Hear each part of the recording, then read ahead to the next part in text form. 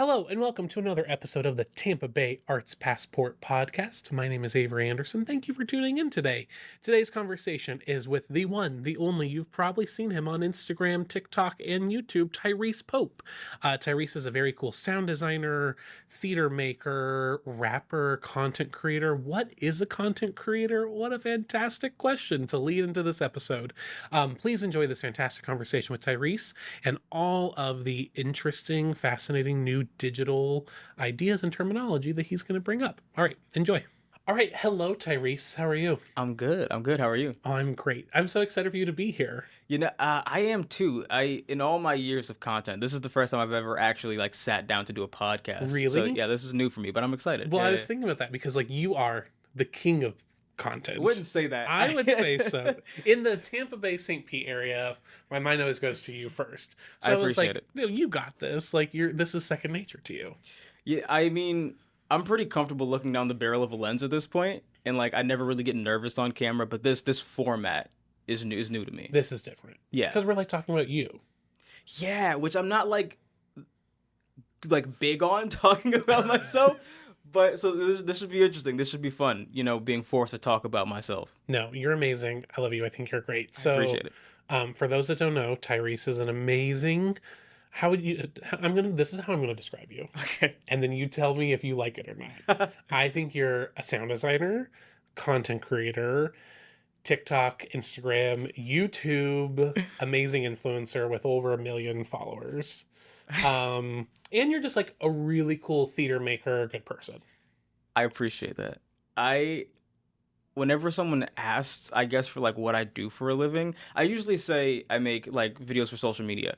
In the broadest way to describe it, I say I'm an entertainer. Okay. That just seems the most broad way to... Yeah. Because I feel if I describe all the things that I do, it comes across as uppity and cocky and I don't want to come across that way. So I'll just be I make videos on the internet and I also work in theater sometimes. That's how I'll explain it. You're an artist. Yeah. Yeah. Yeah, artist and entertainer. Yeah, that's how I would explain look at it. that. Yeah. We just simplified the whole thing. There you go. Okay, but so we met when you were a fellow at American Stage. Yes. So you have a background in theater. Yeah. You have a background in video production work.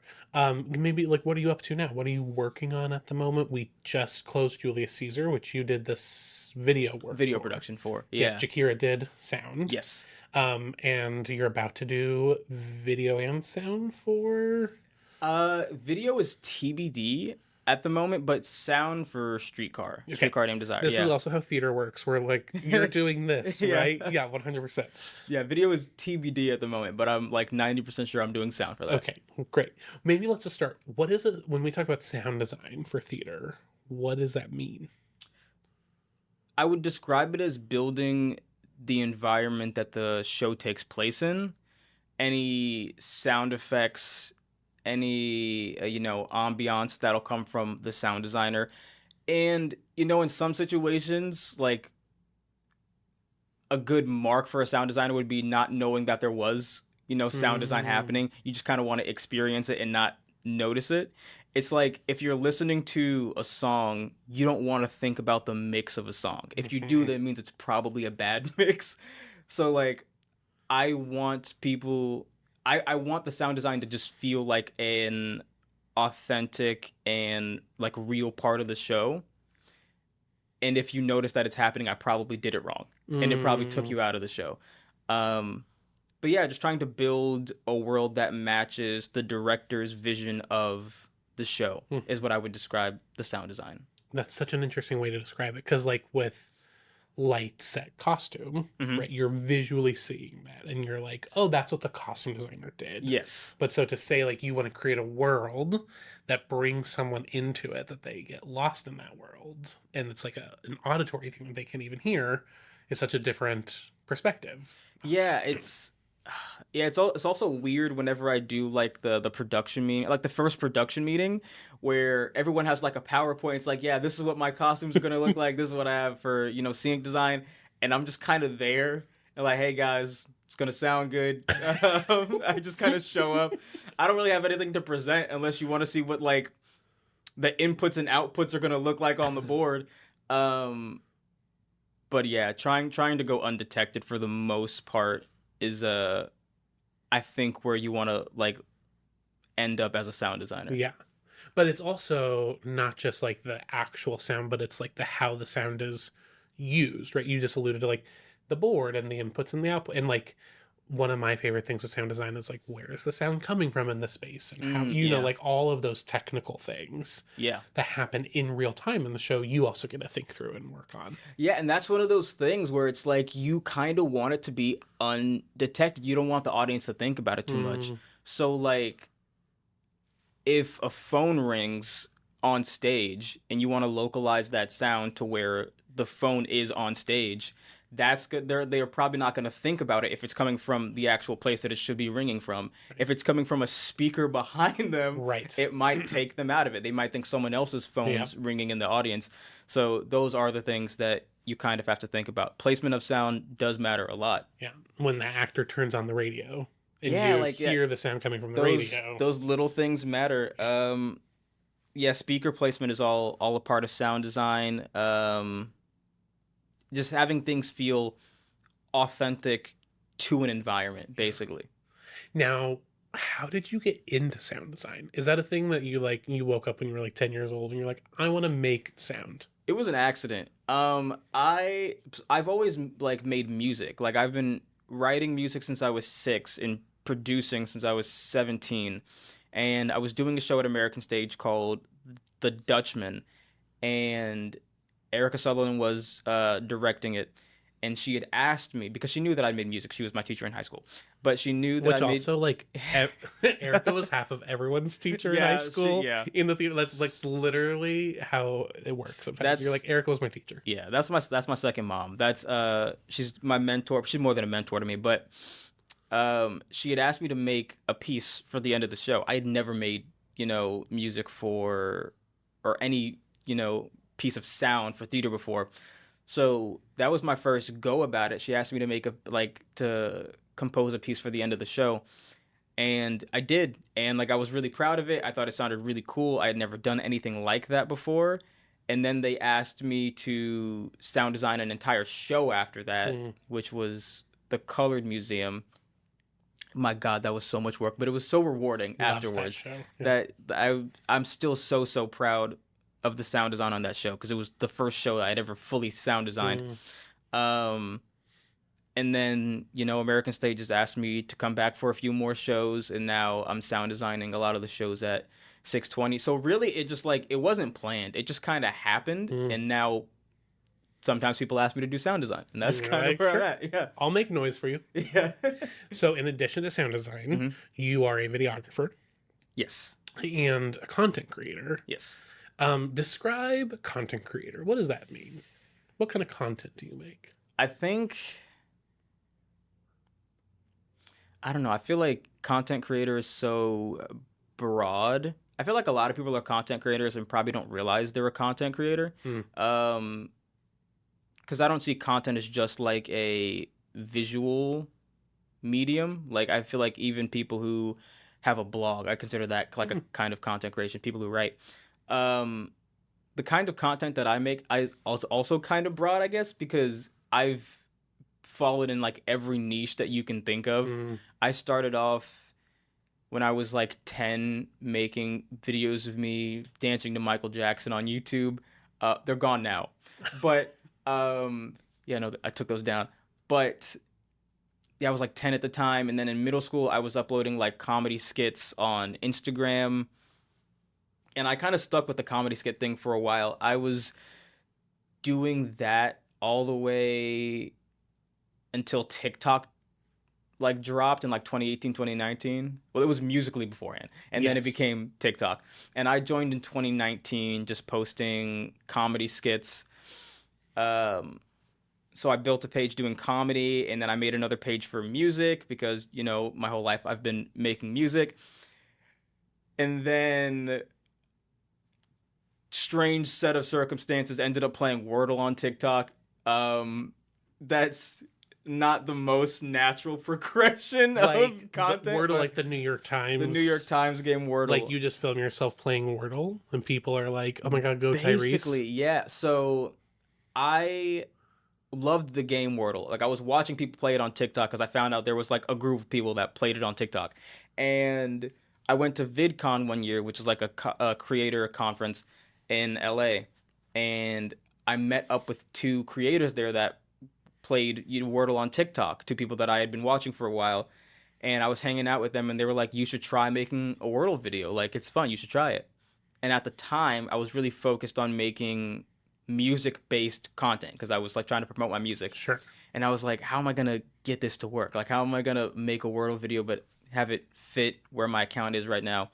So I started doing these Wordle raps where I would play Wordle and then I would take all of my guesses and rap with it every single day. Oh my gosh. And it was so much fun, but it was so much work. And I did it for months, like every single day for months. And I became a part of this like Wordle community on TikTok that was so much bigger than I ever thought it could be. And at some point I stopped doing the Wordle raps because it just became a lot to do every day. Because this was during the time that I had the American Stage Fellowship. So I was putting in so many hours a week at the theater, and I just didn't have a ton of time to film the videos. So eventually I stopped doing the Wordle raps, and on a separate page, I was just playing Wordle and Connections, another New York Times game, and that just became like a thing of its own. Like without the raps, just me playing Wordle became a thing, and that's my most active page right now. That's crazy. Yeah, it's like I said, not like a natural progression, but that's where I'm at right now. But sometimes you just zig and zag, and No, it's so strange, and it's provided me with like some of the craziest opportunities that I've ever gotten in like the world of content creation. Like so what? Like one of them I legally can't talk about yet because I signed an NDA, but I'm trying to think of what I can talk about from the situation. I filmed something in Manchester in the UK. I don't know if I could say more than that. I can't say who for or what it was, but I filmed something in the UK. And I'm being pitched to a network for another show at the moment. That one I didn't sign any NDAs for, so I could talk about that. But I just got, although they didn't give me a lot of information either. I don't know what streaming platform it's going to or a lot of information about the show, but there's like it's like a logic-based puzzle-solving show, and they were looking at me to be one of the contestants on the show, and I just like filmed an interview with them. So fingers crossed for that one. But so this is the thing that I think I find interesting. Everyone over the age of like 30 thinks is so interesting is like, right, you posting videos of yourself at home playing Wordle has become like a money-making opportunity for you. Yeah. How, like, one, did you ever think that would happen? And two, like, for those that don't understand the world of content creation, like, how does that work? So, like, agents reach out to you, and now you have these deals. So, yeah, just give us the overview. Yeah, I mean, there's so many ways to make money online. I think there's more people out there that can make money online than what people think is possible at the moment.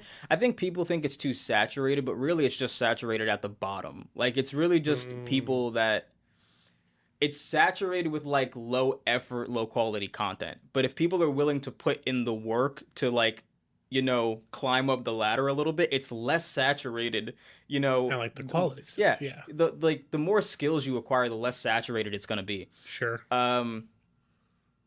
But I used to have an agent.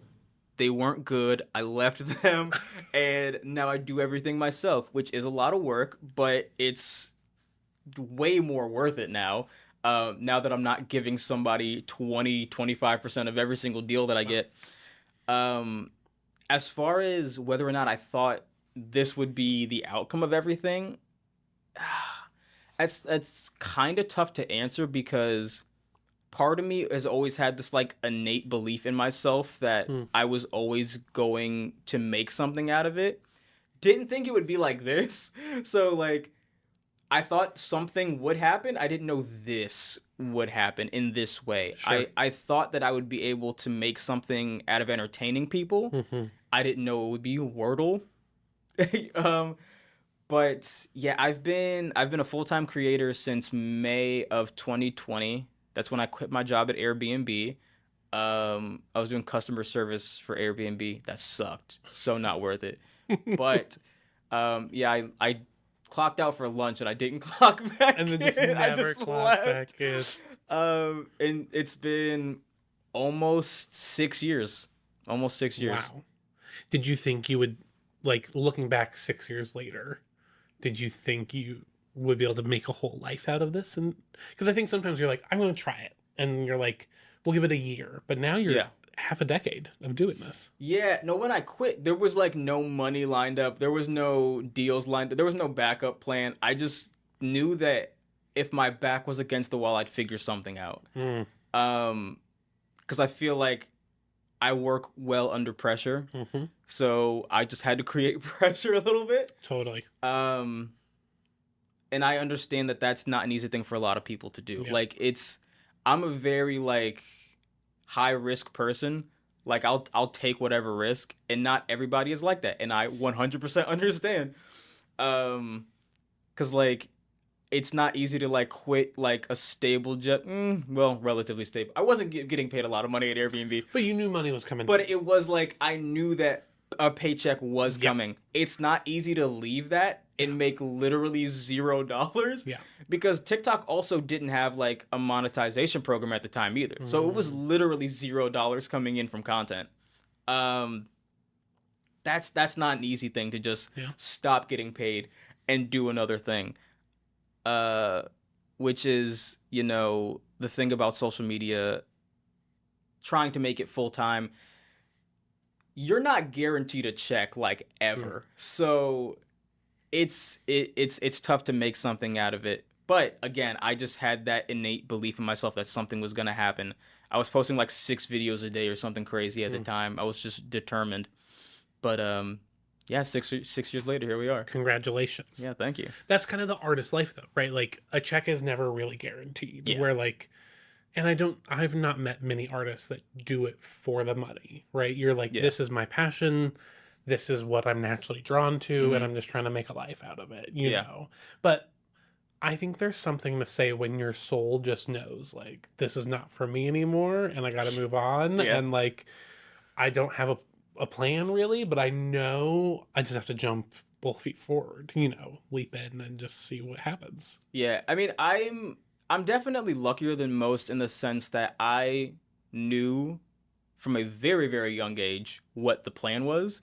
I knew that the plan was to entertain since I was like 5 years old. I knew the goal was to entertain. It's just the medium in which I did that has changed throughout the years. But I always knew what the end goal was. And like some people figure it out at 30, some people figure it out at 45. Like that's fine too. Like I was just lucky to know. A lot of people, they go through school, they go through college, and then they figure out I was in the wrong major. This isn't even what I want to do anymore. And I mean, I dropped out of college, but you know, that's fine. It's fine to figure it out later. I, again, was lucky to just know. And I was able to act on it at a young age because I just knew. Some people don't get to start until they're 43 years old. And like, that's fine. Yeah. Yeah. I love that. Okay. I wanted to ask about your rapping videos. Yeah. You're a rapper. Yes. Yes. We can just say that. How does like, I want to know like how your mind works when you're because you created them out of nothing, basically. You're like, here's like 4 words and I'm just going to like mix these together. So how do you approach that? Like, how does your mind work? Man, I wish I could explain it because I've been writing for, I'm 26. So 20 years now I've been writing, and it's kind of hard to explain the process. Sometimes I'll literally just like wake up and I'll just like have like a bar in my head and I'll just like write it down. Oh man, yeah, I wish I could explain the writing process, but it just like happens. Like I literally just like I'll have like a word bank in my head and it's like, okay, this is the word that I just ended on. I need a list of words that rhyme with this word. That's tough. It's tough to explain. You're like inspiration just strikes and it spills out. And Yeah, it's tough. I mean, rhythms are very important to me. So when I'm writing a song, I usually will make a beat first, and then I will just mumble a melody and a rhythm, Hmm.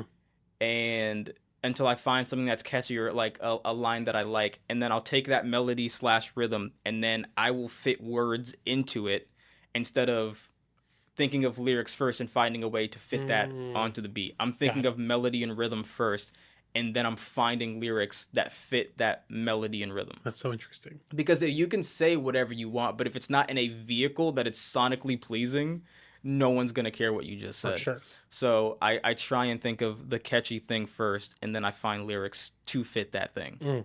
I also have like a list. Whenever I think of like an individual line, I have a list in my phone that just says bars, and I'll just like, like a single line. I'll just like whenever I get one, and then when I'm writing a song, sometimes I'll just scroll through it and I'll be like, oh, this fits that beat, and then Mm. I'll do that. But as far as how I like actually think of lines, that's so tough. I mean, I love analogies, similes, metaphors. Like I love that kind of thing. Mm. So yeah, I'm kind of at a loss for words right now trying to describe it. What's funny is if I tried to like figure out my thoughts in a rap form, I could probably make sense of it.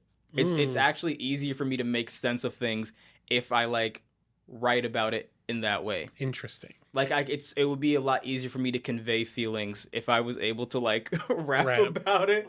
Like I'll have like a feeling that I can't quite describe like in layman's terms or something like that, and I'll just be like, oh, but if I was rapping, I would know exactly how to explain what. So Interesting. that's really weird that I kind of like think Yeah. about my life through that lens. But Like yeah, that's how your brain naturally thinks.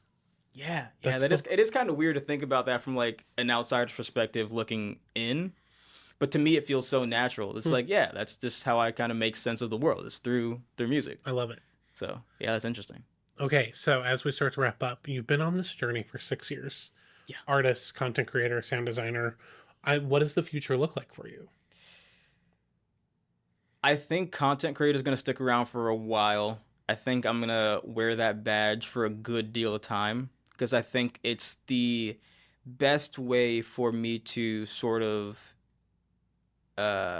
it's like an amalgamation of all the things that I love. I get to Mm. do it through content. Like I get to do the music, I get to do acting through the skits and everything. Um and I think kind of all my passions can kind of come together for content creation. So I think I'm going to wear that badge for a while. Um, I'm lucky enough to be at the point where I can just kind of take on projects that I feel are creatively challenging. I'm blessed enough to like not be in the position where I need every bit of work that I can get. So like picking projects that I feel like will again be like creatively challenging, um, projects that I think would be fun to sound design, that kind of thing. So I'll still be sound designing. Um, I really want to work on films. Hmm. Like I'm planning to buy a cinema camera soon. I want to start making short films, but yeah, I mean that content creator. But I used to hate it. Like I used to hate the idea Mm. of being a content creator. Not like I didn't. Not that I didn't like it, but I didn't like what would be associated with it. For sure. I guess that's why like if someone's like, "Oh, so you're an influencer," it's like, "Ah, no, no, no, no, No, no." no. It's like, no, no, no, Well, no. there is like a connotation that There comes with that, right? is Yeah. because like I have a picture in my head when I hear the word influencer, and I don't like that person. Right. So, It's like, hi um, guys, here's me unboxing. yeah, Yeah. Yeah. I don't know, man. I feel like, yeah, I would never refer to myself as an influencer. I'm never really offended if somebody calls me an influencer Hmm. because that's just what they perceive this whole world as. But I'm definitely a content creator, and I will be for the foreseeable future. I think it's so new still, and I think it has so much more room to like Totally. mature into something. Like I'm seeing like real filmmakers in the content creation space, and they're creating these like wonderful, beautiful pieces of content, and it's just showing me the things that are possible in that world, and I'm like, yeah, I'm going to be here for a while. Yep. So, It's so interesting because I think for me, for speaking for myself, like, right, I want art that creates community. Hmm. And I think that's what we're all searching for. And it's so different when that community is in the digital space, Yeah, right? yeah. Versus like theater brings you physically together, but content creation creates a community of people from wherever they are accessing it, but that's just a community in its own different way. And what that evolves into and morphs into, and as you said, like continues to grow and mature is interesting to see what happens. Yeah, I mean, the whole digital community thing is strange because they don't feel like real people. Sure. Like sometimes it does just feel like numbers on a screen. Like Mm, I'm kind of numb to the numbers at this point. Like I'm aware that I'm doing well engagement wise on social media, but it does just feel like a number at this point. Um but like there will be times where someone will like recognize me in public or something and it's like, "Oh, you're real." It's like, "Oh, you're a real person like that that watches number my is an videos." actual human. Yeah, it's like that's like a real weird thing to think about Mm, because it's easier to post videos when there is that separation. sure. Yeah, because if you feel like you're being judged by 2 million people all the time, then it gets a bit more difficult. But I mean, I've only ever had really good interactions with people who have like come up to me in public, but it is that weird switch that flips and it's like, "Oh, there's real people that watch me." Yeah. Um so that's cool. But like I more so like within the past year I have felt like a real sense of community. Like I'll see the same people like commenting a lot and like, you know, engaging with other people in the comment section. So that's really cool to see. But yeah, it is a very different sense of community than the theater world because Sure. I've gotten to see both. They both have, their pros, but it is a lot different. Yeah. A lot different when it's just numbers on a screen. Totally. Have you ever had a hater? Oh, and yeah, Like someone 100. that Like just like every video you're just like, oh, not this dude again. I think, yeah, man. There's so many people think I cheat at Wordle online. Well, I shouldn't say so many. It's a very small percentage of people that see the videos that will be like, he's obviously cheating. Um, but I think it's funny most of the time. But there was one person in particular. I don't even remember their username, but they went through like 30 of my videos and just copied and pasted the same comment, like he's obviously cheating. Oh my And I gosh. was like, I kind of respect it. Like there was a lot of dedication. Like you went like- through like 30 of my videos. So that was kind of awesome. Like I wasn't really that mad about it. I usually find hate comments funny, and I'll usually just reply like thanks, I appreciate it, or something like that. Thanks for the support and the engagement. While I don't think it's okay that we normalize, cyberbullying, because everyone's like, well, you're online, what did you expect to happen? I think it's weird that we normalize just because you're behind a screen that they're not human anymore. Mm, But to that same extent, I do think if you are, going to be someone who wants to develop an online presence, it's going to come with people not liking you online. yeah. You're going to have to develop some type of, thick skin. You're going to have to let things roll off your shoulder. And like I said, I've been on the internet for 16 years now. It doesn't bother me anymore. Yeah. Like every once in a while, someone will say something so specific. It's like I kind of believe their hate guys. Like there's so You're much. like, oh, that one hit. So much thought went into this. But yeah, for like 99% of the time, like it's whatever. It doesn't bother me. But I've definitely had those comments. But it's fine. It's whatever. Oh my gosh. Okay, let's end with some rapid fire questions. Okay. That I did not tell you in advance, so this is going to be fun. Okay, so first up, I would love to know if you could collab with anyone or any brand, who would it be and why? Ooh. Okay, if I could collab with anyone right now, it would probably be a rapper / content creator named Connor Price. He's crushing it in like the rap social media game right now, and he's kind of pioneered a lot of that movement. I would love to hop on a song with him for sure. Okay. When you wake up in the morning and you're like just getting going, what is the first thing you do? After walking my dog, the first thing that I do is open Wordle. Like that's First thing in the morning, just like bright-eyed, bushy-tailed, I'm just on Wordle.com. Yeah. Right to Wordle. Yeah, straight to it. And then last one is there any video that you've been like working on for a while that you're like, this is the one I'm trying to make work, or something you want to tease? There's a video that I want to make with my friend Kenny Haller, one of the people that got me into playing Wordle. We both want to make a YouTube video. It's like going on the longest train ride in America, and we want to go on a train from like Miami all the way to Seattle. I think it's like a 30-hour train ride or something crazy. But we thought that would be a really dope video, just like doing the longest train ride in America and just like documenting that experience. I think that would be sick. It's like way longer because so I was in Seattle and I was going to take that train down to Miami, and I booked it, and then I was like, wait, like you could go like down the coast over, and it was going to take like days, and I was like, maybe if I could afford like one of the little rooms for like days, but I was like, I'm not sitting coach for like 4 days. So I just think slowly.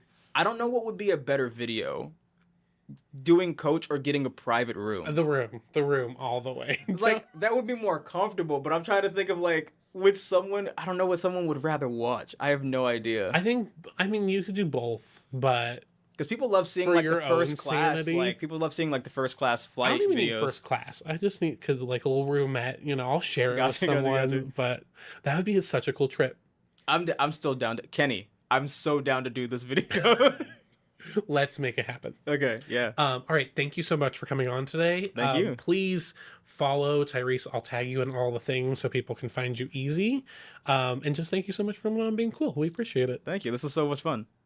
All right. Thank you again so much for listening. Tyrese, thank you for coming on. If you have ever thought about making a living on Wordle videos, let Tyrese be your inspiration. That like, hey, when you build community and when you find what people are interested in, look, being an artist, you can make your way as long as you have passion for it. I hope this episode inspired people to maybe see content creation a little differently, to see what digital community looks like in a different way. As Tyrese said, this is a vastly evolving, maturing, changing landscape. So as it continues to grow, we'll continue to grow with it. Follow Tyrese. Check out Streetcar Named Desire that Tyrese is sound designing at the studio at 620. And continue to like, follow, subscribe, or even hate mail the Tampa Bay Arts Passport podcast. We love your engagement no matter what form it comes in. All right. Thank you so much and talk to you soon. Bye.